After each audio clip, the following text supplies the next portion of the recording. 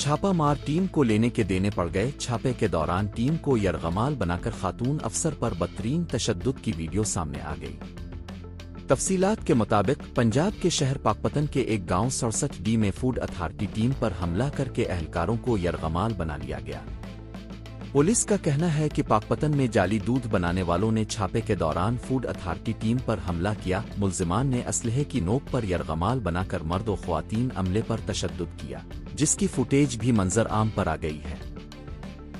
Police के मुताबिक मुसल्लह मुल्जिमान ने फूड अथॉरिटी की ख्वातीन एहलकारों पर बदतरीन तशद्दुद किया। छापे के दौरान मुल्जिमान ने असलहा के जोर पर सरकारी कार्रवाई में मुदाखलत की।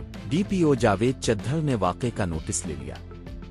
तर्जुमान के मुताबिक फूड अथॉरिटी टीम ने कलेक्शन सेंटर से 1000 लीटर जाली दूध बरामद किया था। हमले के दौरान मुल्जिमान सरकारी अमले से नकदी और मोबाइल फोन छीन कर फरार हो गए। पुलिस ने 13 अफराद के खिलाफ मुकदमा दर्ज कर लिया और 2 मुल्जिमान को गिरफ्तार करके दीगर की गिरफ्तारी के लिए छापे मारे जा रहे हैं।